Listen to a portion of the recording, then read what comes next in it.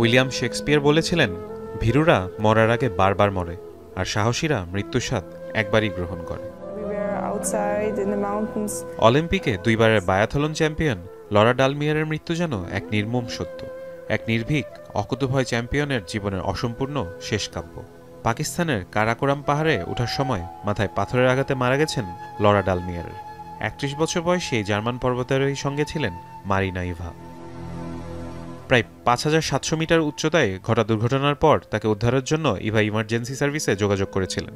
Germany ও যুক্তরাষ্ট্রের বিশেষজ্ঞ দল দ্রুতই উদ্ধার কাজ শুরু করলেও বিরূপ আবহাওয়ায় ভেস্তে যায় সব। ডালমিয়ারের ইনস্টাগ্রামে পাওয়া যায় এক বিবৃতি। লরার স্পষ্ট লিখিত চাওয়া ছিল এ ধরনের কোনো দুর্ঘটনায় তার মৃত্যু হলে কেউ যেন জীবনের ঝুঁকি নিয়ে তাকে উদ্ধার করতে না যায়, পাহাড়েই যেন থাকে তার দেহাবশেষ। তার শেষ ইচ্ছাকে সম্মান জানিয়েছে লরার পরিবার ও স্বজনরা। লরার মৃত্যুতে জার্মান অলিম্পিক স্পোর্টস কনফেডারেশন জানিয়েছে সে শুধু অলিম্পিক চ্যাম্পিয়ন ছিল না, সে ছিল প্রাণবন্ত, উচ্ছল ও বড় মনের এক মানুষ।